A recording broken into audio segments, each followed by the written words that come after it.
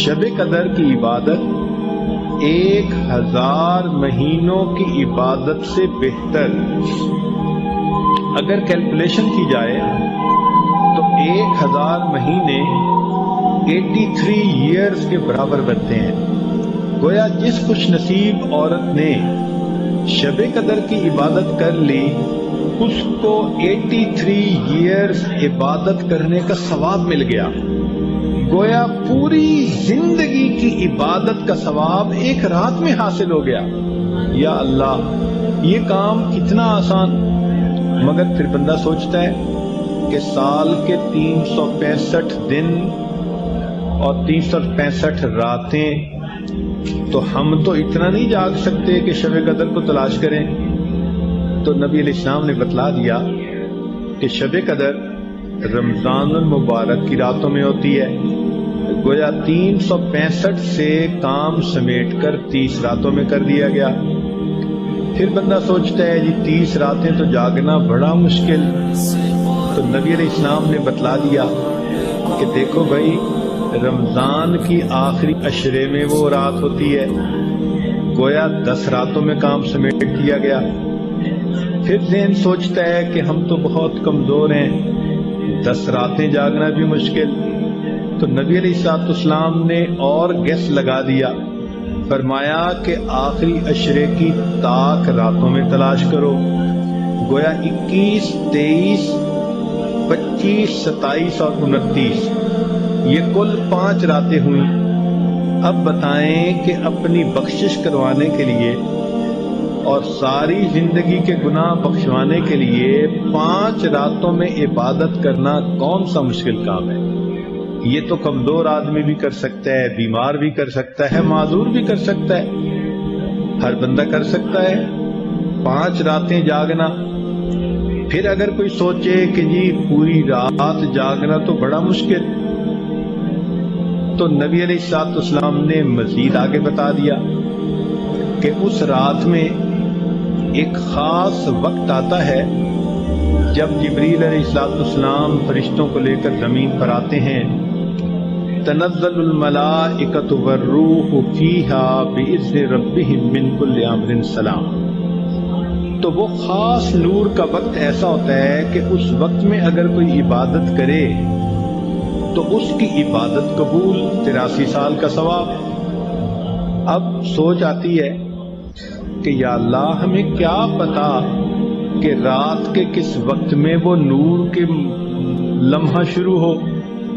تو قرآن مجید نے اس میں بھی آسانی کر دی، اتنا بتا دیا کہ وہ لمحہ جب بھی شروع ہوگا حتی مطلع الفجر، وہ طلوع فجر تک رہے گا، یعنی روزے کے شروع ہونے کا جو ٹائم ہے جس کو ہم کہتے ہیں سحری کے ختم ہونے کا وقت، وہ اس وقت تک برکتیں رہتی ہیں۔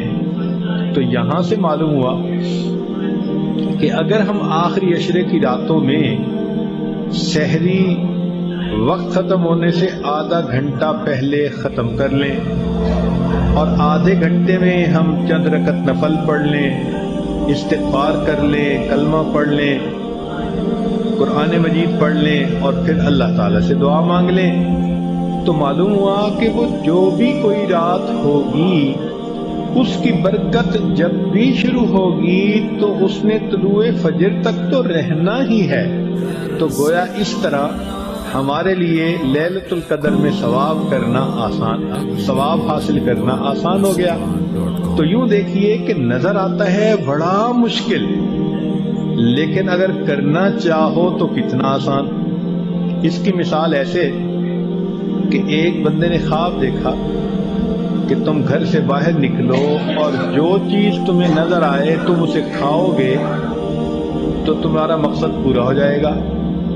وہ گھر سے باہر نکلا تو اسے اپنے سامنے پہاڑ نظر آیا، بڑا حیران کہ میں کروں تو کیا کروں، پہاڑ کو تو نہیں کھا سکتا۔ پھر اس نے کہا چلو میں چلتا تو ہوں۔ اس نے چلنا شروع کیا۔ اب جیسے جیسے چلتا گیا وہ چیز چھوٹی ہوتی گئی حتیٰ کہ جب اس کے قریب پہنچا تو وہ گڑ کی چھوٹی سی ڈلی تھی، اس نے اٹھا کے منہ میں ڈال لی۔ تو معاملہ ایسا ہی ہے کہ شب قدر کو تلاش کرنا اگر ویسے دیکھیں تو پہاڑ ہے، لیکن اگر نیت ہو، نیک ہو اور طلب ہو تو اس کا حاصل کرنا ہے بھی بہت آسان۔ دعا ہے کہ اللہ تعالی ہم سب کو لیلۃ القدر میں عبادت کا ثواب عطا فرمائے۔ لیکن ایک چیز یاد رکھیں کہ لیلۃ القدر میں اور گناہوں کی تو بخشش ہو جاتی ہے، چند گناہوں کی بخشش نہیں ہوتی۔ ان میں ایک شراب پینے والا، دوسرا ماں باپ کی نافرمانی کرنے والا، تیسرا دل کے اندر کینہ رکھنے والا۔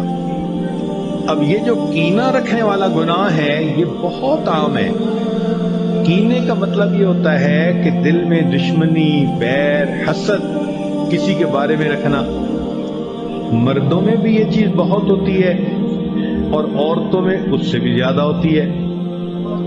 ساس ہوگی تو بہو کے بارے میں، بہو ہوگی تو ساس کے بارے میں، اور اسی طرح بھائی بھائی کے دل میں کینہ، بہن بہن کے دل میں۔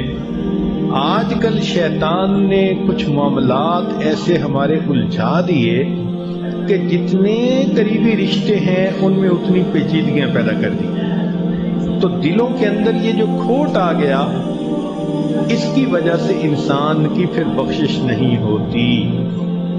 چنانچہ نبی علیہ السلام نے ایک مجلس میں فرمایا کہ جس کے دل میں کینہ ہوگا اس کی بخشش نہیں ہوگی۔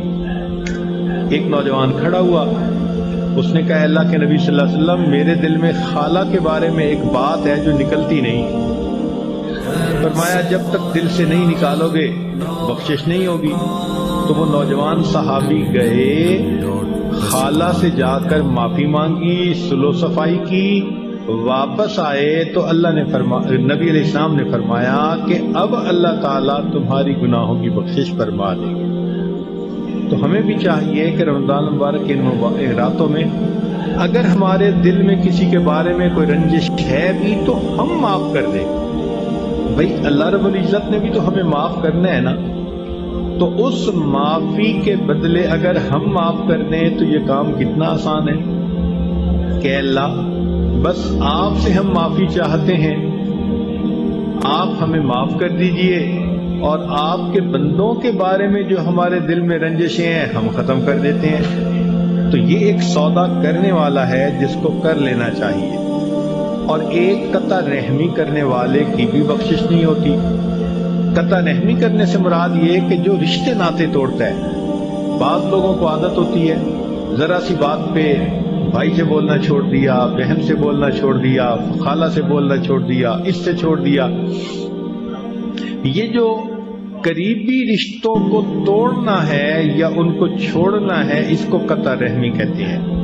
اس بندے کی بھی شب قدر میں مغفرت نہیں ہوتی، لہذا ہمیں ان گناہوں سے توبہ کرنی چاہیے تاکہ لیلۃ القدر میں ہمارے گناہوں کی بخشش ہو جائے۔ اسلامک دنیا